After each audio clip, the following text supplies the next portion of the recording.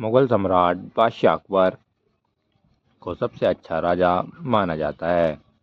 अकबर को भी पूर्ण विश्वास था कि उसकी प्रजा अपने से भी बढ़कर उसे चाहती है। एक बार बादशाह अकबर दरबार लगाए बैठे हुए थे। भरे दरबार में बादशाह अकबर ने बीरबल से कहा, बीरबल, हम जानना चाहते हैं कि हमारे राज्य की जनता कितना ईमानदार और हमें कितना प्यार करती है। बीरबल ने जवाब दिया, जहाँ पना हमारे राज्य में कोई भी पूर्ण रूप से ईमानदार नहीं है। इसी बात से आप अंदाज़ा लगा सकते हैं कि आपके राज्य के लोग आपको कितना प्यार करते हैं। बादशाह अकबर ने बीरबल से कहा, बीरबल, यह तुम क्या कह रहे हो? बीरबल ने जवाब दिया, महाराज, आप कहें तो मैं साबित करके दिखा सकता हूँ। ठीक है, तुम साबित करके दिखाओ, बादशाह अकबर ने कहा। बीरबल ने पूरे राज्य में खबर पहुंचा दी कि बादशाह अकबर अपनी प्रजा के लिए एक भोज रखना चाहते हैं, जिसके लिए आप सभी को कल दिन निकलने से पहले एक एक लोटा दूध उपवन में रखें, कढ़ाई में डालना है। बीरबल ने बड़े कढ़ाई को उपवन में रखवा दिया। राज्य के सभी व्यक्ति सोचने लगे कि जहाँ इतना सारा दूध इकट्ठा होगा, वहाँ पर एक लोटा पानी क्या पता चलेगा। इसी सोच में उस राज्य के हर व्यक्ति कढ़ाई में पानी डालते गया। सुबह सुबह बीरबल और बादशाह अकबर दूध को देखने के लिए आए। बादशाह अकबर कढ़ाई को देख दंग रह गए। कढ़ाई में सिर्फ पानी ही पानी था। इस घटना को देख वहीं खड़े बीरबल मुस्कुराए जा रहे थे। बादशाह अकबर ने बीरबल से कहा, मानना पड़ेगा कि तुम हमारे राज्य की प्रजा की नब्ज़ को अच्छे से पहचानते हैं। एक बार तुर्किस्तान के बादशाह को दिल्ली के बादशाह अकबर की बुद्धि की परीक्षा लेने का विचार आया। उसने अपने सैनिकों को एक पत्र देकर बादशाह अकबर के पास भेज दिया। सैनिक ने पत्र को बादशाह अकबर को दिया। उस पत्र में लिखा था कि बादशाह अकबर, मैंने सुना है कि आपके देश में एक ऐसा वृक्ष है जिसके पत्ते खाने से इंसान की उम्र बढ़ जाती है। अगर यह बात सच है तो मेरे लिए उस पेड़ के कुछ पत्ते अवश्य भिजवाएं।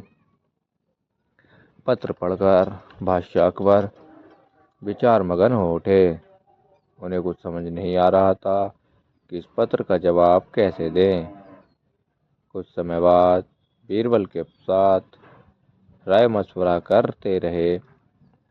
फिर बादशाह अकबर ने तुर्किस्तान के सिपाहियों सहित दूतों को पहाड़ी के पास एक किले में कैद करवा दिया।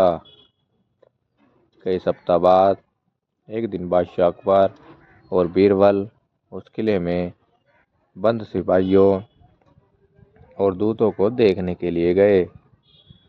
बादशाह को देखकर सभी कैदी रिहा होने की फरियाद करने लगे।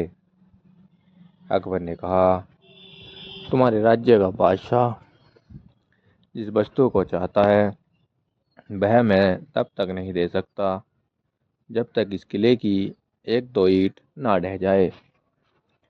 उसी समय तुम रिहा किए जाओगे, बशर्ते तुम लोगों के खाने पीने की कोई कमी नहीं होगी, जिसका बंदोबस्त कर दिया गया है।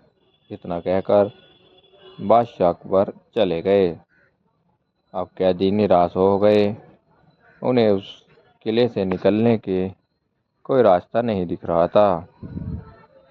सभी कैदी मिलकर अब ईश्वर की प्रार्थना और वंदना करने लगे। हे खुदा, क्या हम अब बाहर की दुनिया नहीं देख पाएंगे? हमें अपना पूरा जीवन इसी किले में बिताना पड़ेगा।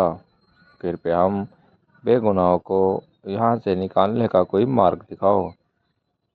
इस तरह के सभी कैदी प्रतिदिन खुदा की प्रार्थना करने लगे। ईश्वर का चमत्कार हुआ। एक दिन जोरदार भूकंप आया। उस किले में कई हिस्से ढह गए। पहाड़ी का कुछ हिस्सा भी टूटकर किले से जा टकराया, जिससे उस किले को अधिक क्षति हुई पहुंची। इस बात की खबर बादशाह तक पहुंचाई गई। अकबर को अपने द्वारा कही गई बात याद आई। उन्होंने उस किले में बंद कैदियों को दरबार में बुलाकर बोले, देखो, तुम लोग गिनती के 100 हो। तुम्हारी हाय से किला ढह गया। फिर जिस राज्य में लाखों लोगों की हाय लग रही हो, उस राज्य के राजा की उम्र कैसे बढ़ सकती है? लोगों की आह उसे पतन की तरफ ही ले जाएगी। हमारे राज्य में गरीब प्रजा के ऊपर अत्याचार नहीं होता है। रही बात आयुवर्धक पत्ते की, तो यह सब झूठ है। इस तरह का कोई भी वृक्ष इस दुनिया में नहीं है। इस तरह से बादशाह अकबर ने सैनिकों और दूतों को समझा बुझाकर उनके राज्य भेज दिया गया। तुर्किस्तान पहुंचकर सैनिकों ने दिल्ली के बादशाह अकबर के बारे में सभी बातें बता दी।